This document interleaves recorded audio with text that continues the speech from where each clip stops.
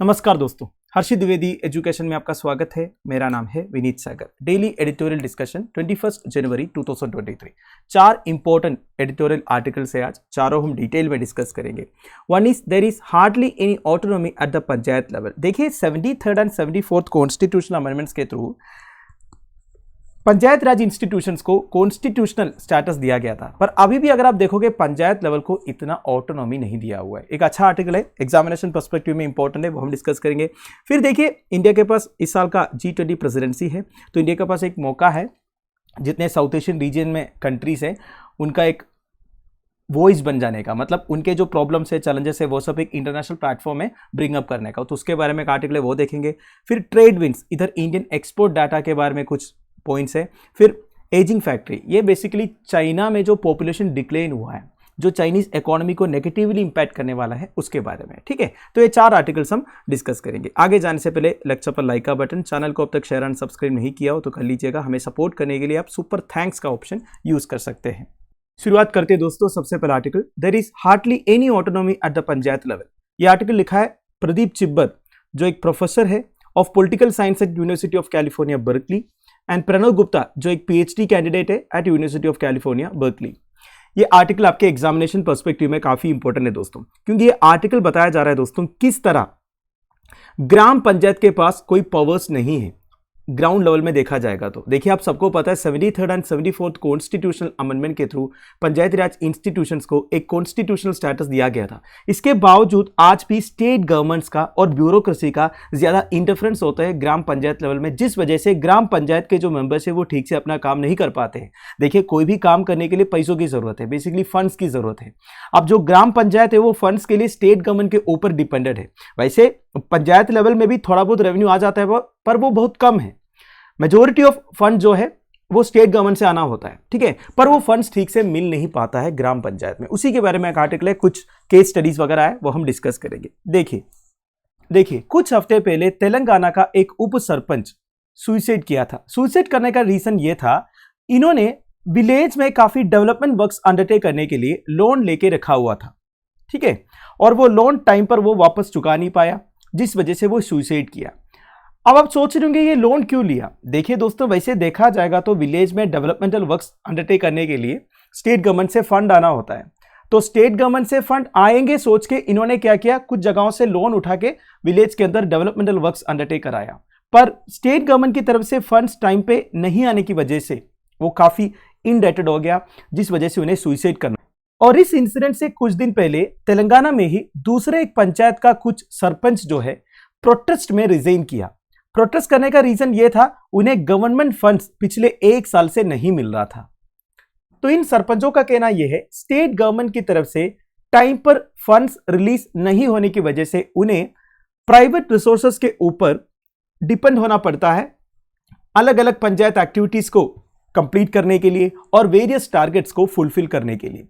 वैसे देखा जाएगा तो 73rd and 74th constitution amendment act पास होके 3 डिकेड हो चुका है, जो लोकल गवर्नमेंट्स को एक कॉन्स्टिट्यूशनल स्टेटस दिया था, पर अभी भी देखा जाएगा तो local bureaucracy and state government का considerable discretionary authority and influence है पंचायत के ऊपर। तो authors of the article panchayat act के कुछ स्टैट्यूटरी प्रोविजंस को एनालाइज किया अलग अलग स्टेट्स में, और several sarpanch and local bureaucrat से बात भी किया, और इन्हें यह पता चला कि सरपंच को एडमिनिस्ट्रेटिव और फाइनेंशियल ऑटोनॉमी देना बहुत जरूरी है अगर मीनिंगफुल डिसेंट्रलाइजेशन हमें इंप्लीमेंट करना है। देखिए 73rd and 74th constitution amendment act पास करने का मेन ऑब्जेक्टिव क्या था, डिसेंट्रलाइजेशन ऑफ पावर था, मतलब कुछ powers and financial autonomy local governments को भी दिया गया था। पर ग्राउंड लेवल में क्या हो रहा है दोस्तों, उनके पास कोई ऑटोनॉमी नहीं है, हर एक चीज के लिए उन्हें स्टेट गवर्नमेंट के पास जाना पड़ता है। Now the issue of funding, देखा जाएगा तो ग्राम पंचायत के पास 3 मेन सोर्सेस ऑफ फंड्स है। One is their own sources of revenue, जैसे कि आपको पता होगा पंचायत जो है लोकल टैक्सेस वगैरह कलेक्ट कर सकता है, कॉमन प्रॉपर्टी रिसोर्सेज से भी उन्हें रेवेन्यू मिल जाता है। जैसे कि अगर आप एक पंचायत के अंदर रह रहे हो तो आपका जो हाउस बिल्डिंग का टैक्स है, प्रॉपर्टी टैक्स है, ये सब पंचायत कलेक्ट कर सकता है, ठीक है। दूसरा है grants in aid from centre and state governments. देखिए सेंटर एंड स्टेट गवर्नमेंट से पंचायत को ग्रांट्स मिल जाता है। एंड डिस्क्रिशनरी और स्कीम बेस्ड फंड्स। अब देखिए, डिस्क्रिशनरी और स्कीम बेस्ड फंड्स मतलब कोई एक पर्टिकुलर प्रोजेक्ट के लिए सेंटर या स्टेट गवर्नमेंट से पंचायत को ग्रांट मिल जाता है, उसे डिस्क्रिशनरी ग्रांट आप बोल सकते हैं। तो 3 सोर्सेस ऑफ रेवेन्यू क्या है पंचायत के लिए? One is their own sources of revenue, second is central and state government से जो ग्रांट्स मिलता है, तीसरा डिस्क्रिशनरी और स्कीम बेस्ड फंड जो मिलता है। ठीक है, इतना क्लियर है। नाउ देखा जाएगा तो ग्राम पंचायत स्टेट एंड सेंटर के ऊपर डिपेंडेड है ये ग्रांट्स के लिए, चाहे वो डिस्क्रिशनरी ग्रांट्स हो या नॉन डिस्क्रिशनरी ग्रांट्स हो। अब ये डिस्क्रिशनरी या नॉन डिस्क्रिशनरी ग्रांट्स के बीच में फर्क क्या है, मैं आपको आसान भाषा में बता देता हूं। देखिए, डिस्क्रिशनरी ग्रांट्स मतलब होता है कोई एक पर्टिकुलर स्कीम के लिए या प्रोजेक्ट के लिए जब आपको सेंटर या स्टेट गवर्नमेंट से ग्रांट मिल जाता है या फिर फंड मिल जाता है। फॉर एग्जाम्पल, मान लीजिए पंचायत के अंदर एक लाइब्रेरी बनवाना है या फिर एक चिल्ड्रंस पार्क बनवाना है, तो वो एक स्पेशल पर्पस हो गया, तो वो स्कीम के लिए पैसे तो चाहिए ना, तो वो स्पेशल पर्पस के लिए जब सेंटर या स्टेट गवर्नमेंट से ग्रांट्स मिल जाएगा ना, उसे डिस्क्रिशनरी ग्रांट्स बोल सकते हैं।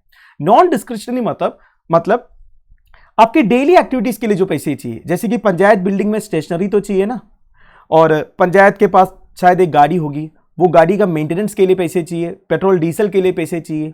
तो नॉन डिस्क्रिशनरी ग्रांट्स बेसिकली एक पंचायत का नीड्स है, ठीक है, वेरस डिस्क्रिशनरी ग्रांट्स पंचायत का वांट्स है, डिमांड्स है, आप बोल सकते हैं। तो कहने का मतलब यह है, नॉन डिस्क्रिशनरी ग्रांट्स पंचायत को तो बहुत जरूरी है, नहीं तो पंचायत चला ही नहीं पाएगा। तो इधर क्या कहा जा रहा है, चाहे वो डिस्क्रिशनरी ग्रांट हो या नॉन डिस्क्रिशनरी ग्रांट हो, ग्राम पंचायत को स्टेट एंड सेंटर के ऊपर डिपेंड होना पड़ता है।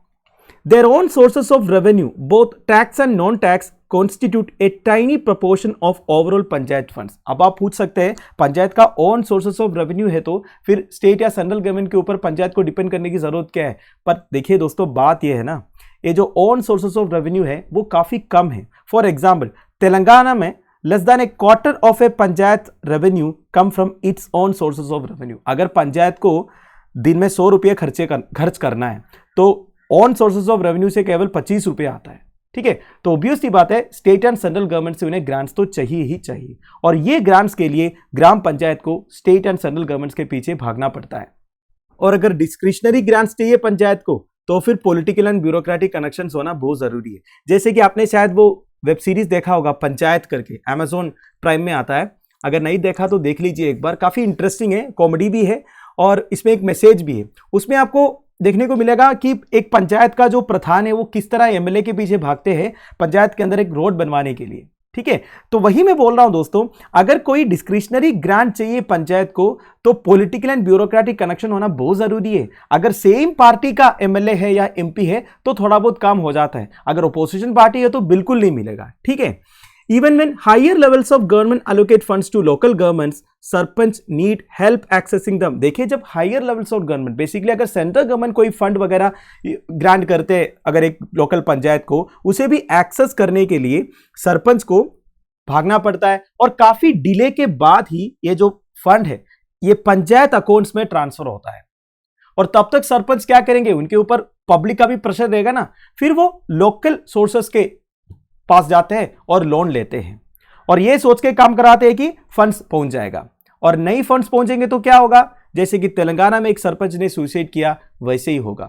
और ये सबके अलावा जब पंचायत के पास फंड्स पहुंच जाता है तभी स्टेट गवर्नमेंट्स काफी सारे स्पेंडिंग लिमिट्स भी इंपोज करते हैं, बोलेंगे एक पर्टिकुलर पर्पस के लिए इतने पैसे से ज्यादा आपको खर्च नहीं करना है, इस तरह का इंपोजिशन भी रहते हैं। ठीक है, moreover in almost all states there is a system of double authorisation for spending panchayat funds. देखिए, ऑलमोस्ट ऑल स्टेट्स में अगर आप देखोगे ना, अगर पंचायत फंड को यूटिलाइज करना है उसमें डबल ऑथराइजेशन की जरूरत है।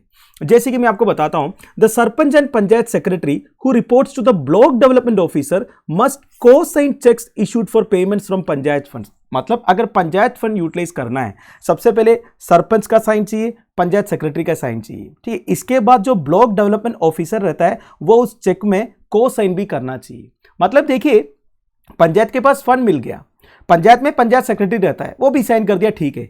अब ब्लॉक डेवलपमेंट ऑफिसर का भी एक रोल है, अगर वो भी मना करेंगे तब भी नहीं होगा। इसके अलावा अगर पंचायत के अंदर कोई टेक्निकल वर्क करवाना है, उसके लिए टेक्निकल अप्रूवल लेना पड़ता है engineering department of the state से, और rural development department of the state के जो लोकल ऑफिशियल्स है उनसे भी अप्रूवल लेना पड़ता है, जैसे कि ब्लॉक डेवलपमेंट ऑफिसर एक्सेट्रा। तो देखिए एक एक काम करवाने के लिए जो सरपंच है उन्हें कई बार विजिट करना पड़ता है गवर्नमेंट ऑफिसर्स में। और जब authors of the article Haryana का पलवाल डिस्ट्रिक्ट के सरपंच से बात किया तो उन्होंने बोला उनको बहुत पैसे खर्च करना पड़ा अलग अलग गवर्नमेंट ऑफिसर्स विजिट करने के लिए और लोकल ब्यूरोक्रेट्स को मीट करने के लिए। मतलब ये सब पैसे एक्चुअली वेस्ट हो जा रहा है, ठीक है। ऊपर से sarpanch reported that they need to be in the good books of politicians and local bureaucrats. अब देखिए जो लोकल पॉलिटिशियंस है, लोकल ब्यूरोक्रेट्स है, उनके गुड बुक्स में भी आना पड़ेगा। मतलब उनसे कोई झगड़ा वगैरह नहीं करेगा ना, फिर से फंड्स नहीं मिलेगा, फिर डिले करेंगे, ठीक है। इसके अलावा पंचायत के अंदर जो लोकल एम्प्लॉयज रहते हैं ना, जैसे कि वॉचमैन हो गया, स्वीपर हो गया, उनके ऊपर भी एडमिनिस्ट्रेटिव कंट्रोल नहीं है सरपंचों का। क्योंकि देखिए ज्यादातर स्टेट्स में ये जो लोकल फंक्शनरीज रहते हैं जैसे कि वॉचमैन हो गया, स्वीपर हो गया, वो सबका रिक्रूटमेंट भी डिस्ट्रिक्ट या ब्लॉक लेवल में होता है। And often the sarpanch does not even have the power to dismiss this local level employees. अब देखिए किसी से आपको ठीक से काम करवाना है तो उसके ऊपर प्रॉपर एडमिनिस्ट्रेटिव कंट्रोल आपके पास होना चाहिए। तो सरपंच के पास कोई पावर नहीं है, सरपंच उन्हें डिसमिस भी नहीं कर सकता। तो ये जो लोकल फंक्शनरीज है like village watchman, sweepers etcetera, वो क्यों सुनेंगे sarpanch? Now the most important point, unlike elected officials at other levels, sarpanch can be dismissed while in office। ये आपने शायद सुना नहीं होगा। देखिए जो सरपंच रहता है ना, उन्हें कभी भी डिस्ट्रिक्ट लेवल ब्यूरोक्रेट्स डिसमिस कर सकते हैं। बेसिकली जो डीएम वगैरह रहते हैं ना या फिर डिस्ट्रिक्ट कलेक्टर रहते हैं, उनके पास पावर है सरपंच को डिसमिस करने का। आपको सोचना चाहिए सरपंच एक इलेक्टेड ऑफिशियल है। एक डेमोक्रेसी में एक इलेक्टेड ऑफिशियल का इंपॉर्टेंस कितना है वो मुझे आपको बताने की जरूरत नहीं है। एक सरपंच भी इलेक्टेड है, मेंबर ऑफ पार्लियामेंट भी इलेक्टेड है, दोनों का थोड़ा बहुत वैल्यू होना चाहिए ना, क्योंकि ये लोगों को रिप्रेजेंट करते हैं। पर देखिए सरपंच को डिस्ट्रिक्ट लेवल ब्यूरोक्रेट कभी भी डिसमिस कर सकते हैं। For example section 37 of the Telangana gram panchayat act allows district collectors to suspend and dismiss incumbent sarpanch. समझ रहे हो आप? Section 37 of the Telangana gram panchayat act के अंदर ऐसा प्रोविजन है, डिस्ट्रिक्ट कलेक्टर्स चाहे तो इनक्यूम्बेंट सरपंच को डिसमिस कर सकते हैं। अब डिसमिस करने के लिए क्या क्या ग्राउंड्स है ये भी। नंबर 1, अगर डिस्ट्रिक्ट कलेक्टर और कमिश्नर और गवर्नमेंट के ऑर्डर्स को अगर एक सरपंच फॉलो नहीं करेंगे, रिफ्यूज करेंगे, तब उन्हें डिसमिस कर सकता है। और देखिए अगर गवर्नमेंट के अगेंस्ट प्रोटेस्ट करेंगे या फिर गवर्नमेंट का कोई ऑफिशियल प्रोग्राम को सरपंच बॉयकॉट करेंगे, इस वजह से भी उन्हें डिसमिस कर सकता है। और अगर तेलंगाना की बात किया जाए, पिछले कुछ सालों में 100 से ज्यादा सरपंच को इस तरह डिसमिस किया है। तो देखिए तेलंगाना में अभी जो सिचुएशन हुआ ना, मतलब एक सरपंच अभी सुसाइड किया है, ये बाकी सारे स्टेट गवर्नमेंट्स के लिए एक रिमाइंडर है दोस्तों। उन्हें अपना रेस्पेक्टिव ग्राम पंचायत लॉस को री एग्जामिन करना चाहिए। उन्हें इंश्योर करना चाहिए लोकल पंचायत के पास फंड्स पहुंचे, उनको ज़्यादा पावर्स देना चाहिए, उनके जो डेली एक्टिविटीज है उसमें ज़्यादा इंटरफेयर नहीं करना चाहिए। अब बात यह है ना दोस्तों, ये जो state level politicians and government officials in sarpanch को पैसे इसलिए नहीं देना चाहता है कि वो ये सोचता है कि सरपंच जो है फंड्स को मिसयूज करेंगे। अब ऐसे भी इंस्टेंसेस है, इसको भी मना नहीं कर सकता, ठीक है।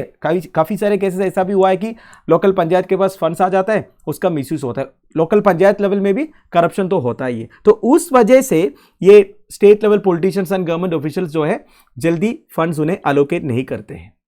पर देखिए दोस्तों बात यह है ना, इंडिया ने 73rd and 74th constitution amendments के थ्रू डिसेंट्रलाइजेशन को तो इंश्योर किया, पर अगर आप लोकल गवर्नमेंट्स को जेन्युइन ऑटोनॉमी प्रोवाइड नहीं करेंगे, ठीक है, उनको पावर्स नहीं देंगे, पूरे जो पावर्स है वो एमएलए एमपी के पास रखे रहेंगे, तो फिर ये डिसेंट्रलाइजेशन का कोई मतलब नहीं है। तो ये सब बताया जा रहा है दोस्तों इस पर्टिकुलर आर्टिकल में। आई होप आपको समझ में आ गया होगा। अगला आर्टिकल है ये G20 presidency to amplify South Asia's voice. ये आर्टिकल लिखा है Syed Munir Khasru. He is the chairman of international think tank the institute for policy advocacy and governance, जिसे IPAG बोलते हैं। ये न्यू दिल्ली इंडिया में लोकेटेड है और Dhaka, Melbourne, Vienna and Dubai में इनके ऑफिसेस भी है। ये आर्टिकल बेसिकली इंडिया का G20 प्रेसिडेंसी के बारे में है। आप सबको मालूम है इस साल India G20 presidency take over किया है इंडोनेशिया से। पर इंडिया के पास ये रिस्पॉन्सिबिलिटी कुछ ऐसे टाइम पर आया है जब पूरी दुनिया अलग अलग क्राइसिस को फेस कर रहा है, जैसे कि ग्लोबल फूड क्राइसिस है रशिया यूक्रेन वार की वजह से, फिनेंशियल क्राइसिस है, अलग अलग इंटरनेशनल फिनेंशियल इंस्टीट्यूशंस ने प्रेडिक्ट किया है कि आने वाले सालों में ग्लोबल रिसेशन होने वाला है कि नहीं, फिर एनर्जी क्राइसिस है, ये सबके अलावा क्लाइमेटिक क्राइसिस तो है ही। है कि नहीं? तो ये सारे प्रॉब्लम्स है।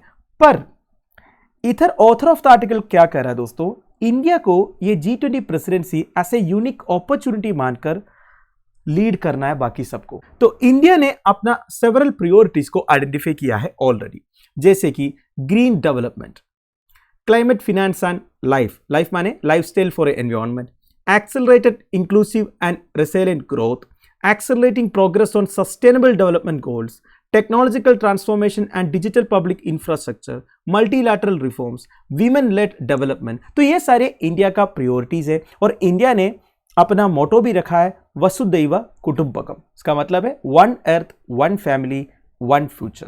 तो इन सारे प्रायोरिटीज को या फिर टारगेट्स को अगर अचीव करना है तो उसके लिए ग्रुप एक्शन की जरूरत है। एक कंट्री अकेला सोचने से कुछ नहीं होने वाला है।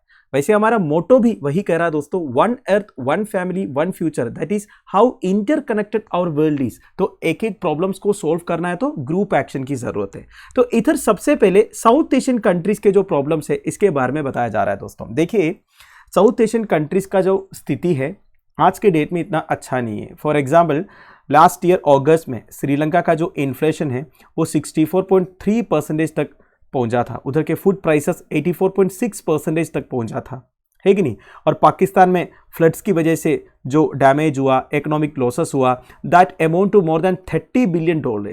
ठीक है, अगर रिस्टोर करना है उसके लिए $16 बिलियन से ज्यादा लगेगा।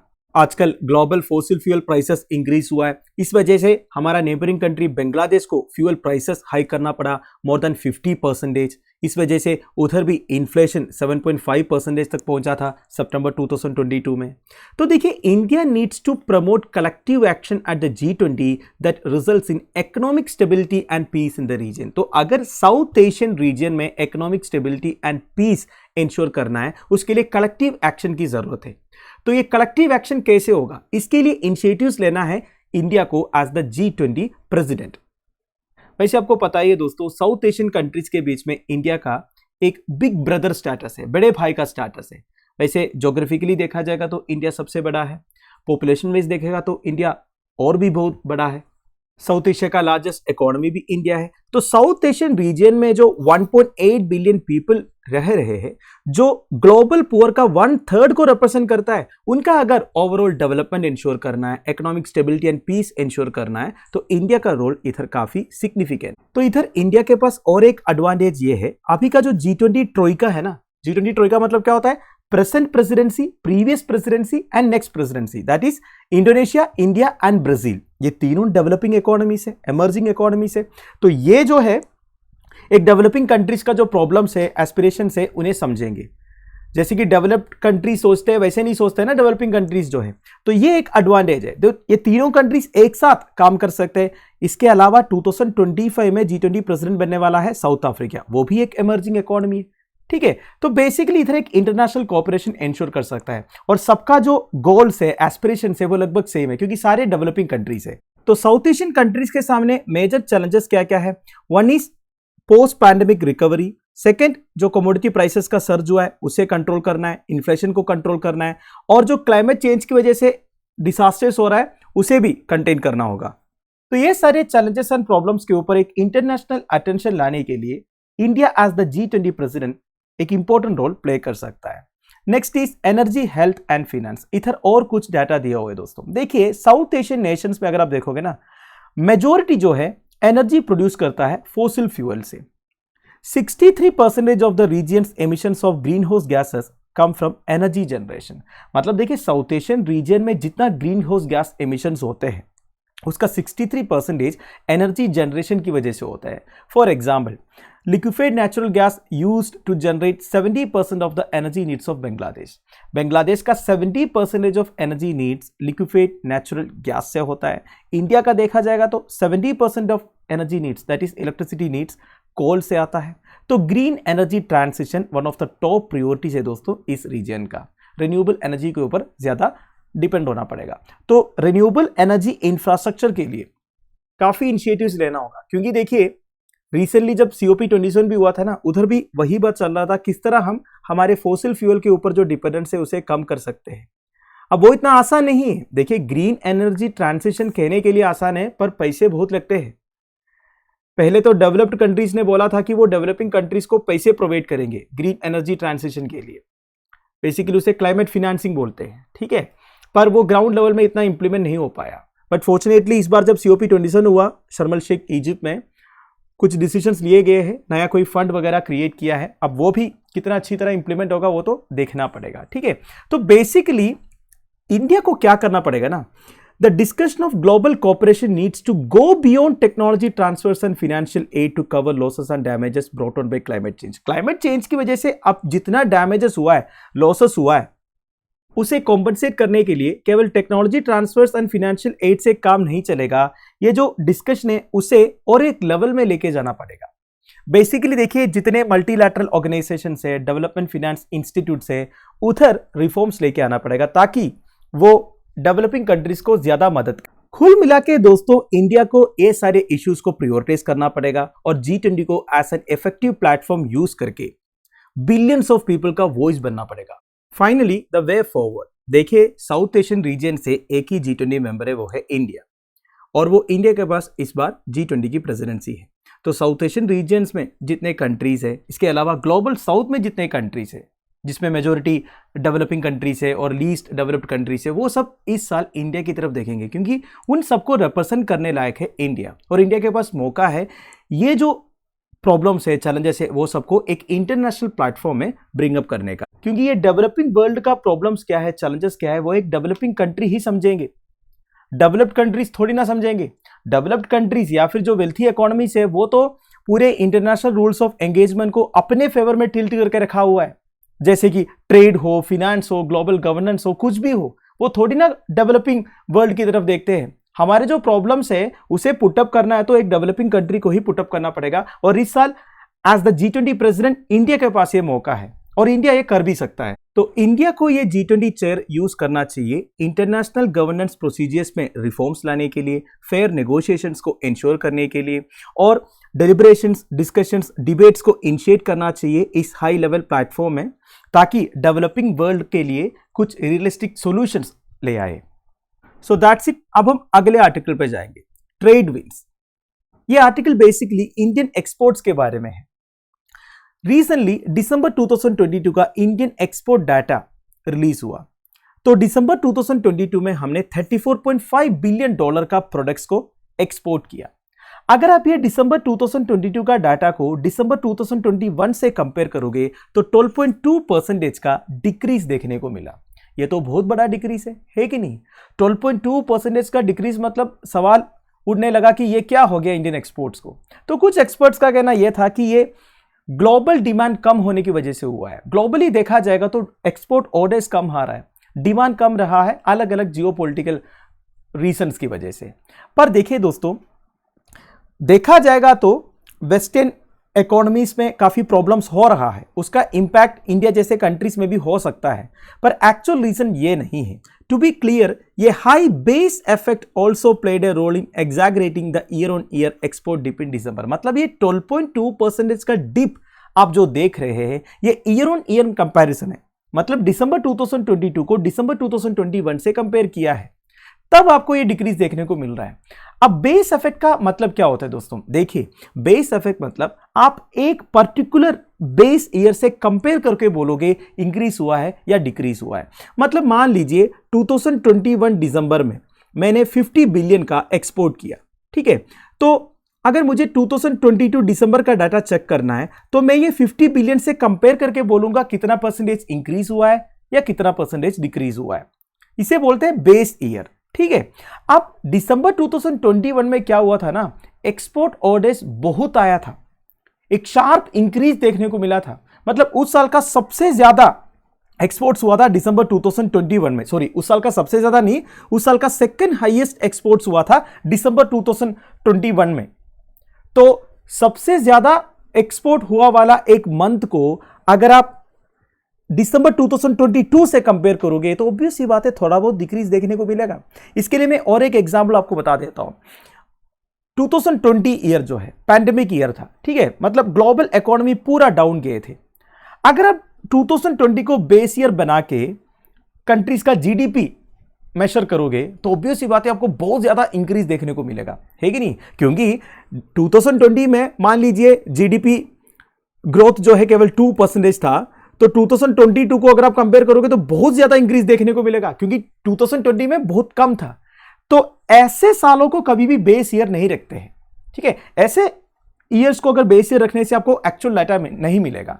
तो दिसंबर 2022 को बेस ईयर या फिर बेस मंथ अगर आप रखोगे तो आपको एक्चुअल डाटा नहीं मिलेगा। तो कहने का मतलब यह है हमारा एक्सपोर्ट्स में इतना डिक्रीज नहीं हुआ है, बस ये हाई बेस इफेक्ट के कारण आपको लग रहा है, ठीक है, लग रहा कि हमारा एक्सपोर्ट्स इतना कम हुआ। हमारा एक्सपोर्ट्स में इतना ज्यादा कोई इंपैक्ट अभी तक हुआ नहीं है।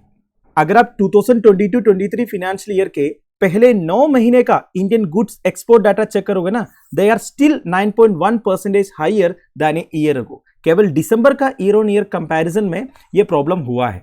अब ये 12.2% का डिक्रीज जैसे देखने को मिला, कुछ इंटरनेशनल एजेंसीज ये कहने लगा कि ग्लोबल रिसेशन का जो नेगेटिव इफेक्ट है वो इंडियन गुड्स के डिमांड के ऊपर भी है। हाँ, ये जरूर है कि ग्लोबल डिमांड थोड़ा बहुत कम हुआ है अलग अलग जियोपॉलिटिकल टेंशंस की वजह से, फिर भी इंडियन एक्सपोर्ट्स के ऊपर इतना इंपैक्ट नहीं हुआ है। पर और एक बात इधर बताना पड़ेगा दोस्तों, इंडियन एक्सपोर्ट्स के लिए एक टाइट कंपटीशन आने वाला है, क्योंकि पिछले 2 साल से चाइना थोड़ा सा बैक ट्रैक में था कोविड-19 पैंडेमिक की वजह से। अब चाइना की इकोनॉमी भी धीरे धीरे खुल रहा है। वैसे गवर्नमेंट ऑफ इंडिया की तरफ से एक्सपोर्ट्स को एंकरेज करने के लिए अच्छे कुछ मेजर्स भी हुआ है, जैसे कि duty remission scheme for exports में कुछ प्रॉब्लम्स था उसे गवर्नमेंट ऑफ इंडिया ने फिक्स किया है, और आयरन ओर शिपमेंट्स के ऊपर जो कर्ब्स इंपोज किया था उसे लिफ्ट किया है। पर ऑथर ऑफ द आर्टिकल का कहना यह है, more macro and swifter micro policy actions are warranted to keep the export engine chugging. अगर हमारा एक्सपोर्ट इंजन को इसी तरह आगे लेके जाना है तो स्विफ्टर माइक्रो पॉलिसी एक्शंस की जरूरत है, ये इधर कह रहा है, ठीक है। फाइनली एजिंग फैक्टर, ये आर्टिकल बेसिकली चाइनीज पॉपुलेशन में जो डिक्लाइन देखने को मिल रहा है रीजनली उसके बारे में है। सुनने में आपको ऐसा लग रहा होगा ये तो अच्छी बात है, पॉपुलेशन कम से कम कंट्रोल में रहेगा, पर देखिए दोस्तों, ये जो पॉपुलेशन डिक्लाइन हो रहा है ये चाइना के लिए सही नहीं है, स्पेशली चाइनीज इकोनॉमी के लिए सही नहीं है, क्योंकि चाइना का जो वर्किंग एज पॉपुलेशन है वो कंसिडरेबल अमाउंट में डिक्लाइन हो रहा है। ऐसा एक हालत जापान का भी हुआ था, ठीक है, और जापान आजकल बर्थ को प्रमोट किया जा रहा है, लोगों को बोल रहा है और बच्चे पैदा करो, ठीक है। तो ऐसे चाइना को भी करना पड़ेगा। कुछ अच्छे पॉइंट्स है इसमें, देखिए, the last time China's population saw a decline was in 1961 in the midst of a devastating 4-year famine following Mao's failed great leap forward campaign. सबसे पहले माओ सेतुंग का ग्रेट लीप फॉरवर्ड कैंपेन क्या है ये समझना पड़ेगा। देखिए, चाइनीज इकोनॉमी को एक इंडस्ट्रियलिस्ट इकोनॉमी बनाने के लिए माओ सेतुंग ने कैंपेन चलाया था 1961 में, that is great leap forward करके, ठीक है। पर देखिए, ये इतना सक्सेसफुल नहीं था। ये कैंपेन की वजह से चाइना में भयंकर फूड क्राइसिस हुआ था, जिसकी वजह से काफी सारे पॉपुलेशन का डेथ हुआ था। तो तब चाइना में एक पॉपुलेशन डिक्लेयर देखने को मिला, बेसिकली ये ग्रेट लीप फॉरवर्ड कैंपेन की वजह से। उसके बाद अब ही इतना ज्यादा पॉपुलेशन डिक्लेयर देखने को मिल रहा है दोस्तों। देखिए, the shrinking of world's most populous country by as much as 8,50,000 in 2022। 2022 year में 8,50,000 पॉपुलेशन कम हुआ है चाइना में। बीजिंग ने जनवरी 17 को अनाउंस किया कि लास्ट ईयर दैट इज 2022 में चाइना का जो बर्थ है ना वो 9.56 मिलियन था और डेथ 10.41 मिलियन था। तो बेसिकली 10% ड्रॉप हुआ है जो बर्थ रेट है, ठीक है। आप सबको पता होगा इस साल बेसिकली जून जुलाई तक India most populous country in the world बन जाएंगे, ठीक, क्योंकि चाइना का पॉपुलेशन इधर डिक्लाइन हो रहा है और हमारा पॉपुलेशन धीरे धीरे इंक्रीज भी हो रहा है, ठीक है। वैसे डरने की बात नहीं है, हमारा जो टोटल फर्टिलिटी रेट है वो कंट्रोल में है, रिप्लेसमेंट लेवल में है। क्या होता है टोटल फर्टिलिटी रेट? मतलब लाइफ टाइम में एक वुमेन कितने बच्चे को जन्म देती है उसे टोटल फर्टिलिटी रेट बोलते हैं। तो हमारा करीब 2% या 2.1% एक बार चेक कीजिएगा, मतलब रिप्लेसमेंट लेवल में है। हमारा जितना बर्थ होता रहेगा ना उतना डेथ भी होता रहेगा, ठीक है। मैं थोड़ा सा टॉपिक से अलग हो गया। तो देखिए, चाइना पिछले 2 डिकेड से ट्राई कर रहा है बर्थ को एंकरेज करने के लिए। वैसे आपको पता होगा 1980 में पॉपुलेशन इंक्रीज होने की वजह से चाइना 1 चाइल्ड पॉलिसी लेके आया था, ठीक है। ये करीब 36 ईयर्स तक चला। इसके बाद 2016 में उन्होंने बोला 2 चाइल्ड पॉलिसी कर देते हैं, मतलब पॉपुलेशन थोड़ा बहुत कंट्रोल हो गया तो उन्होंने बोला हम ये 1 चाइल्ड पॉलिसी को हटा के अभी 2 चाइल्ड पॉलिसी करेंगे। पर देखिए, इसका ज्यादा एक एक्सेप्टेंस नहीं हुआ था, क्योंकि गवर्नमेंट सर्वे से पता चला 70% would not have more children citing financial reasons. बच्चे पैदा करने से नहीं हुआ, उन्हें पालना भी तो होगा ना, उसके लिए लोगों के पास पैसे नहीं है बोल के चाइनीज गवर्नमेंट बोलने के बावजूद भी लोग एक से ज्यादा बच्चे को पैदा नहीं कर रहा था बेसिकली, ठीक है। So Chinese economy is already feeling the impact of demographic change. देखिए जो डेमोग्राफिक चेंज हो रहा है चाइना में, उसका इंपैक्ट अभी दिख रहा है चाइनीज इकोनॉमी में। 16 to 59 वर्किंग एज पॉपुलेशन, ठीक है, वाज 875 मिलियन 2022 में। अगर 2010 से कंपेयर करोगे 75 मिलियन का डिक्रीज हुआ है दोस्तों। इसी वजह से बेसिकली वर्किंग एज पॉपुलेशन कम होने की वजह से चाइना में वेजेस राइज हो रहा है, लेबर इंटेंसिव जॉब्स जो है वो चाइना से बाहर जा रहा है, प्रेडोमिनेटली साउथ ईस्ट एशियन कंट्रीज में लेके जा रहे हैं, क्योंकि काम करने के लिए लोग ही नहीं है चाइना में। 2010 से कंपेयर करोगे 75 मिलियन यूथ नहीं है, ठीक है। सो द अबोव 60 पॉपुलेशन देखोगे तो इंक्रीज भी हुआ है, 30 मिलियन इंक्रीज होकर 280 मिलियन अब अबोव 60 पॉपुलेशन है, और ये 2050 तक 487 मिलियन तक हो जाएगा। मतलब चाइनीज पॉपुलेशन का 35% अबोव 60 पॉपुलेशन होगा जो ठीक से काम नहीं कर पाएंगे, ऑब्वियस सी बात है ना। और recently China's national working commission ने एक एस्टिमेट रिलीज किया था। उन्होंने बोला है चाइनीज जीडीपी का 26% उन्हें हेल्थ केयर फॉर एल्डरली में खर्च करना पड़ेगा। मतलब बूढ़ों को ट्रीट करने के लिए हेल्थ केयर स्पेंडिंग जीडीपी का 26% तक करना पड़ेगा चाइना को 2050 तक। तो ये सारे प्रॉब्लम्स होता है दोस्तों जब पॉपुलेशन एकदम ऐसे डिक्लेन होता है।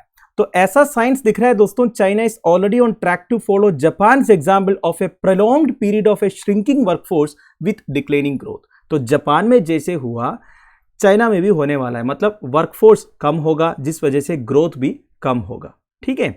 So Japan research institute of economy का एक रिसर्च पेपर के हिसाब से proportion of child and elderly populations in China as of 2020 was similar to Japan's in 1990। मतलब 2020 में चाइनीज पॉपुलेशन का चाइल्ड एंड एल्डरली पॉपुलेशन का जो प्रपोर्शन है ना, वो जापान का 1990 में जैसे था ना वैसे हो चुका है। मतलब जापान में जिस तरह prolonged period of shrinking workforce with declining growth हुआ था ना, उसी तरह चाइना में भी होने वाला है आने वाले टाइम पर। देखिए एट द सेम टाइम हमें यह भी समझना होगा केवल एक अच्छा डेमोग्राफिक डिविडेंड होने से सब कुछ नहीं हुआ। चाइना ने जिस तरह हेल्थ केयर एंड एजुकेशन में हेविली इन्वेस्ट किया था ताकि वो दुनिया का फैक्ट्री बन गया था, उसी तरह इंडिया को भी इन्वेस्ट करना पड़ेगा, तब हम चाइना जैसे एक ग्रोथ को अचीव कर पाएंगे। तो दोस्तों दैट्स इट। आई होप आपको वीडियो इन्फॉर्मेटिव लगा होगा। लेक्चर की पीडीएफ एज यूजुअल आपको टेलीग्राम चैनल में मिल जाएगा जिसका लिंक नीचे डिस्क्रिप्शन बॉक्स में प्रोवाइडेड है। Thank you for watching, bye bye, have a nice day.